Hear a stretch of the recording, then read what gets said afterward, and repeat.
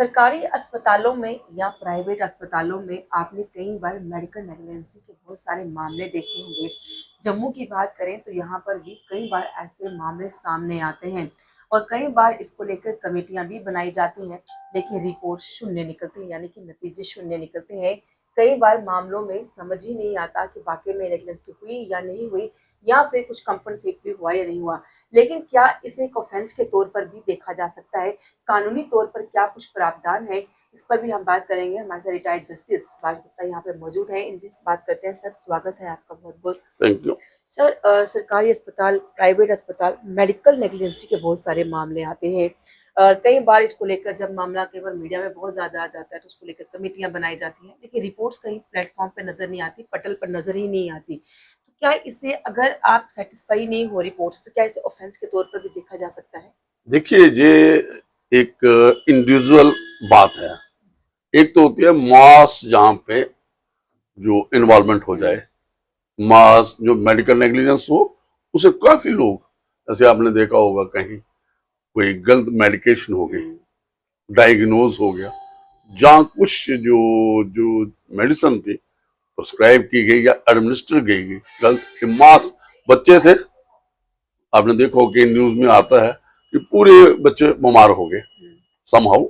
जो भी मेडिकल, एक इंडिविजुअल केस है, किसी का इंडिविजुअल है, तो इंडिविजुअल केस में हम अगर टच करें आज के इस एपिसोड में, तो इंडिविजुअल केस है। देखिए, जब आपकी पर्ची बनती है, ये जो एक क्या कहते हैं ओपीडी बनेगी, तो उस वक्त जब डॉक्टर उसको देखता है, चाहे इमरजेंसी में है या ओपीडी में, कैसे भी पेशेंट देखता है, तो स्टैंडर्ड ऑफ केयर, ये एक मेडिकल टर्म है मेडिकल नेग्लिजेंस के, वो उसको रखना है। वो उसका कंज्यूमर बन गया। अगर आप इसको कंज्यूमर प्रोटेक्शन एक्ट के नीचे देखोगे, एक दो चीजें हैं इसमें जो आपने बात की, कंपनसेशन और एक ऑफेंस। तो हम पहले दोनों पे बात कर लेते हैं। तो मेडिकल नेग्लिजेंस, कोई नेग्लिजेंस हुई, ड्यू केयर लिया है, स्टैंडर्ड ऑफ केयर होता है, तो और नेग्लिजेंस तब होती है जब ड्यू केयर नहीं है, जो रिक्वायर्ड है, रीजनेबल केयर है किसी पेशेंट को, या कुछ आप देखते हो, तो वो जब इस किस्म की इन्वॉल्वमेंट हो जाती है, तो उसमें क्या होता है कि जब मेडिकल नेग्लिजेंस अब इतनी किस्म की है कि ऑफेंस का रूप ले लेती है। कोई किसी की डेथ हो जाती है, जहां इंजरी काज हो जाती है, दो किस्म के हैं, ग्रीवियस है या हार्ट, जहां किसी की मौत हो जाती है। ये ऑफेंस है, पहले इंडियन पिनल कोड में थे, अब वो भारतीय न्याय संहिता में। ये आ गया आपका क्रिमिनल जो एनवायरमेंट हो गई। जो भी डॉक्टर है, जो भी वहां पे जिसने केस लिया है, और जो जो आपके बनती है, ये बुक बनेगी, ओपीडी स्लिप बनेगी, उसके बाद जो आगे कार्रवाई होगी, तो उसमें आपने देखा होगा सब कुछ होता है कि कैसे प्रिस्क्रिप्शन है, क्या डायग्नोज किया जा रहा है, क्या दिया जा रहा है पेशेंट को, और पूरी उसकी रिपोर्ट होती है हर किस्म सारा। वो एक एविडेंस बन जाती है, एक शहादत बन जाती है। वो एक आगे आप जो भी इंडिविजुअल है जिसके साथ कुछ सफर हुआ है, जो विक्टिम हो गया इस जो मेडिकेशन के कारण, या उसको जो डायग्नोज किया गया, जहां जो उसकी दवाई दी गई, मैं सादे लफ्जों में किया था, जो मेडिसिन दी गई, चाहे वो इंजेक्शन था, पीने वाली दवाई थी, टेबलेट थे, कुछ भी था, लिक्विड में था, तो वो अगर कोई उसमें कोताही है, देखिए क्या होता है, किसी को आप इंजेक्शन लेते हैं, पहले उस इंजेक्शन का जो होता है कि ये रिएक्शन करेगा, ये कैसे काम करता है, इसकी सारी नॉलेज डॉक्टर को होती है। डॉक्टर क्या करते हैं, पहले उसको टेस्ट करते हैं। जो समझदार डॉक्टर होगा, बिफोर एडमिनिस्ट्रिंग जो भी उसमें इंजेक्शन होगा, जो भी, तो वो क्या करेगा, उसको पहले देखेगा कि मैंने कैसे इसको, रिएक्शन तो नहीं करेगा, टेस्ट करेगा। टेस्ट करने के बाद देखेगा कि ये जो मैंने इसको एडमिनिस्टर करना, जो लगाना है इंजेक्शन, तो उस कौन सी बॉडी पार्ट पे, ताकि कंफर्टेबल फील हो और स्लो चले जो उसका जो असर है। सर, एक नेक्सस भी रहता है अस्पतालों में। हमने देखा है कि अगर आप कोई कंप्लेन करते भी हैं तो इतनी आसानी से एक्सेप्ट नहीं करते कि नेग्लिजेंसी हो गई। हमारे पास कुछ मामले ऐसे सामने आए भी हैं, हमारे बिल्कुल। कुलीग इससे अभी कुछ हमारे कुलीग हैं जो इससे अभी सफर कर रहे हैं। और क्या ये अटेम्प्ट टू मर्डर का भी चार्ज लगता है कि अगर कोई कोर्ट में अगर ये नहीं, केस चला देखिए जाता है? देखिए जो मेडिकल नेग्लिजेंस है, जब नेग्लिजेंस आ गई हम्म, तो जो मर्डर की बात आई ना, हम्म, अटेम्प्ट टू मर्डर या मर्डर हो गया, हम्म, अगर तो किसी की डेथ हो गई मर्डर है, अगर बच गया जो मर्डर का, उसमें इंटेंशन है, नॉलेज है कि अगर मैं ये करूंगा। हाँ, कुछ केसेस में जो नेग्लिजेंस के हैं वो आपको ये आ जाएगी कि रैश एंड नेग्लिजेंट एक्ट आ जाएगा। कुछ में आज आपका केस आ जाएगा किसमें, ये आ जाएगा कि भाई ये नॉलेज थी इसको, इसको ऐसा नहीं 304 पहले जो होता था अब वो चेंज है, जो इंडियन पिनल कोड उसको culpable homicide not amounting to murder उसमें डाल देते हैं। यानी कोर्ट का रास्ता अपनाया जा सकता नहीं, है। कोर्ट का क्या है, ये एफआईआर लगेगी, हम्म, ये एक पूरी क्रिमिनल प्रोसीडिंग होगी, क्रिमिनल मैटर है, कोई वो वाली बात नहीं है। एक ये आ गया आपका।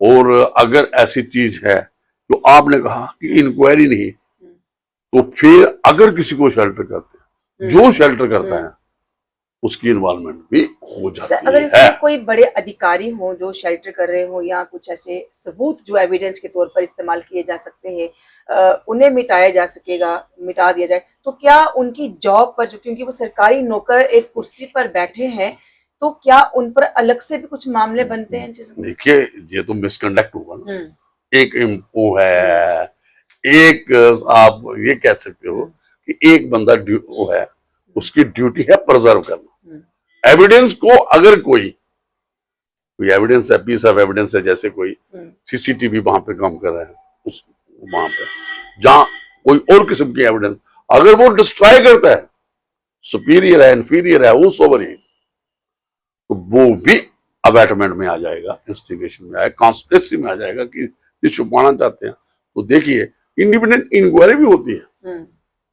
देखिए, जो तो एक तो इंटरनल वो करेंगे जो वहां पे था, अगर कोई हॉस्पिटल में किसी किस्म का जो इमरजेंसी में, जहाँ OPD patient as a, IPD patient या इमरजेंसी पेशेंट, तीन किस्म के पेशेंट, अगर ऐसा होगा तो मुझे लगता है कि जो जो जिसकी इन्वॉल्वमेंट होगी उसको तो इंक्वायरी में आना नहीं, कमेटी में। वन कैन नॉट बी जज इन हिज ओन केस।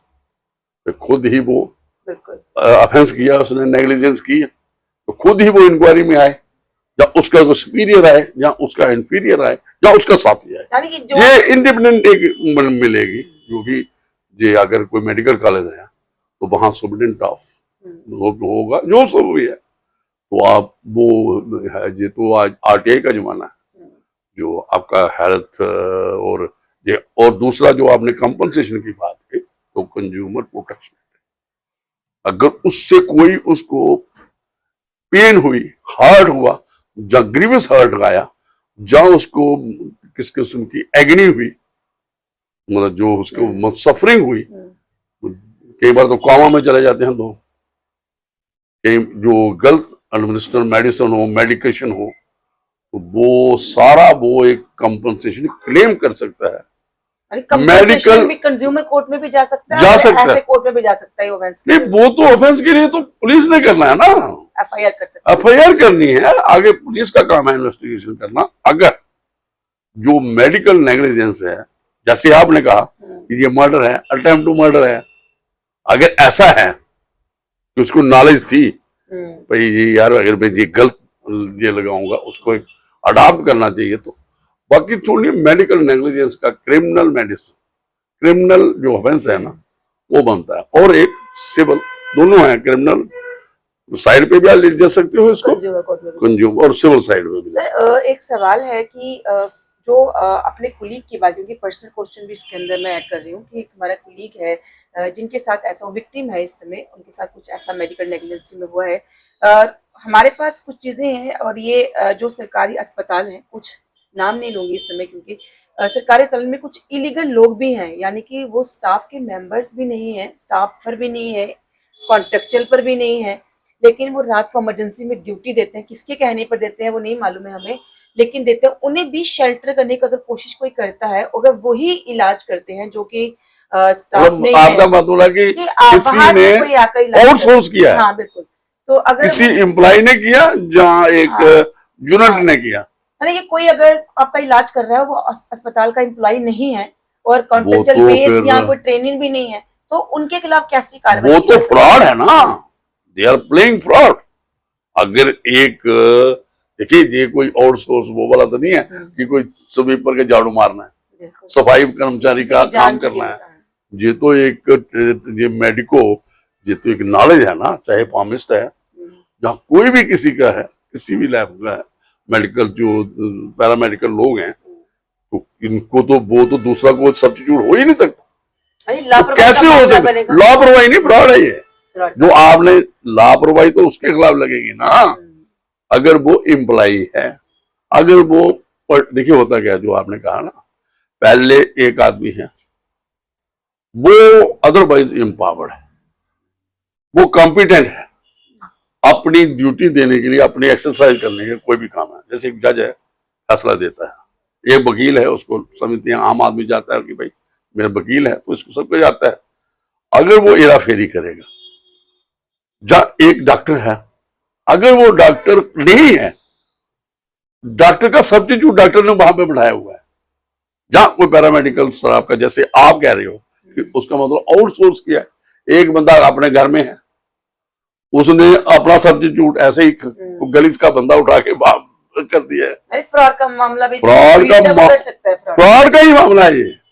करना क्या है ये, अगर ये वाली जो बात आपकी ये साबित हो जाए यानी एक कि जो ड्यूटी जिसकी थी, देखिए रोस्टर है, कोई भी हॉस्पिटल है, कोई भी वहां रोस्टर बनता है, फिर ड्यूटी क्या है, तो रोस्टर में वो बंदा अगर नहीं है, उसका सब्स्टिट्यूट है, और उसने अपनी खुद ही ये एक्सरसाइज की है कुछ ने, वो फिर, और वो कॉम्पिटेंट भी हो, लेकिन वो ड्यूटी पे नहीं और इस किस्म की एक्सरसाइज की है, तो फिर तो ये फ्रॉड का मामला यानी है। एक मामले में ही कई सारे इसमें बिल्कुल, ये जो मामला आप जो बात कर रही है ना, चाहे कोई बंदा है इन्वॉल्व है, चाहे प्रेस का है, आपका कुलीग है, कुछ भी है, एक आम आदमी है। देखिए, जो कानून है, जो इंडिया कॉन्स्टिट्यूशन हमारा कहता है, सबके लिए इक्वल इंसान है, और आर्टिकल 21 है, आर्टिकल 14 है, वे डिग्निफाइड लाइफ है, इलाज भी उसका हो, वो एक स्टैंडर्ड के मुताबिक, प्रोटोकॉल के मुताबिक किसी बंदे का। यानी एक ही मामले में नेगलेंसी का मामला भी बनेगा, नेगलिजेंस कोर्ट में भी जा सकता है। देखिए, ये मैं को बताऊं इसका क्या हाल है। इसका स्टार्ट में अगर लगता है कि ये मेडिकल क्रिमिनल जो मेंसेरिया है, जो इस किस्म की क्रिमिनल इन्वॉल्वमेंट है, तो इसके में एफआईआर इमीडिएट लगनी चाहिए। अगर नहीं लगती तो जो भी विक्टिम है, एग्रीव्ड है, वो कोर्ट में जा सकता है, चीफ जुडिशियल मैजिस्ट्रेट के पास जाएगा। अगर जम्मू का मामला है, जहां कहीं भी होगा, वो ऑर्डर देगा एफआईआर रजिस्टर करने का, जो क्रिमिनल मामला। तो एक ये बात आ गई। एक यह है डिपार्टमेंट इंक्वायरी हो, जो आपने कहा कि वो बंदा नहीं था, कौन था, उसका सब्स्टिट्यूट था, वो कौन था क्या हो, वो वाकई वो भी पैरामेडिकल स्टाफ की वो उसको ट्रेनिंग थी, जो रोस्टर के मुताबिक ड्यूटी पे था। अगर वो नहीं था, उसकी जगह दूसरा था, कोई डॉक्टर था, ऐसा है, उसने अपना सब्स्टिट्यूट रखा है, खुद घर में सोया हुआ है, वो भी एक इंक्वायरी का मामला है। तीसरा है क्या ऑफेंस बनता है।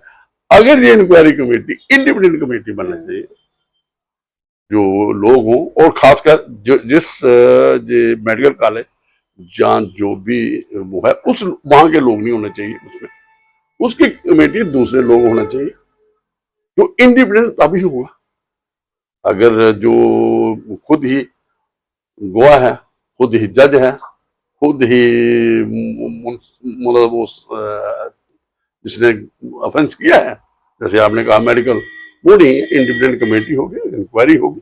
अगर तो मेडिकल नेग्लिजेंस का केस बनेगा क्रिमिनल साइड में, वो भी होगा। तो अगर सिविल साइड में कंज्यूमर फॉर्म में भी जा सकते हैं, प्रोटेक्शन है, तो वो भी कंपनसेशन का मामला भी। सर एक आखिरी सवाल है कि अगर जैसे इंक्वायरी जो है वो बिठाई जाती है, कमेटी भी बनाई जाती है, लेकिन रिपोर्ट्स आने में जो है वो आनाकानी होती है, डिले हो जाए, उसको लेकर भी जब विक्टिम जा सकता है। देखिए वो आपके पास देखिए आज है जो आपका एक्ट, हम्म, जो क्या कहता है, जो आपको कोई भी आपके ग्रीवेंसीज हैं, हम्म, कि एक मैकेनिज्म है इसका रेजोल्यूशन करना। आज तो ई गवर्नेंस का मामला है, बिल्कुल। शिकायत भी वो आपको, वो उसका जवाब भी आता है, आरटीआई भी है, और सबसे बड़ा है जो सर्विस गारंटी है, ये भी एक सर्विस है कि भाई इंक्वायरी करो, हम्म, जो भी आपने एक अप्लाई किया है कि भाई मेरे साथ ये जाती हुई है, तो उनको भी टाइम बाउंड में करना चाहिए। नहीं हुआ, सुपीरियर ऑफिसर है आपका, एडमिनिस्ट्रेटिव सेक्रेटरी है मेडिकल हेल्थ एजुकेशन के, उसके ऊपर प्रिंसिपल जो भी होगा, ऊपर एलजी साहब हैं, चीफ मिनिस्टर है, हेल्थ चीफ मिनिस्टर के उसके मंत्री हैं शकीना इतू, वो सारा है। जी थोड़ा है कि जी कोई कोई अगर क्राइम होगा, मतलब रास्ते इनके पास बहुत है, तो बहुत है, अगर रास्ते नहीं बहुत ऐसा है। होता तो जुडिशियल इंटरवेंशन, वो बंदा कह सकता है, कोर्ट में जा सकता है, अपनी बात इंक्वायरी कोर्ट से भी आर्डर हो सकती है। तो आपने सुन लिया, और बहुत सारे इसमें अहम बातें हैं। एक तो नेग्लिजेंसी का मामला है, दूसरा अगर आपकी बात नहीं सुनी जाती या फिर अगर इंक्वायरी होती है तो उसमें डिले हो जाता है, और अगर किसी भी डिपार्टमेंट में, सिर्फ मेडिकल डिपार्टमेंट की बात नहीं, मेडिकल डिपार्टमेंट की बात हम इसलिए कर रहे हैं क्योंकि यहाँ पर जान का मामला होता है, इसीलिए ज़्यादा अहम और गंभीर बन जाता है मसला। और अगर आपके स्टाफ होने के बावजूद भी कोई बाहर से आकर पेशेंट का इलाज कर लेता है तो भी बड़ा ऑफेंस है। तो सारे मामलों की अगर हम एक सार निकालें कि अगर बचने के रास्ते इन अधिकारियों के पास हैं, तो विक्टिम के पास भी बहुत सारे रास्ते हैं। कानूनी तौर पर सबसे बड़ा रास्ता है जो आपने सुन लिया। कैमरामैन नमन के साथ चर्चा।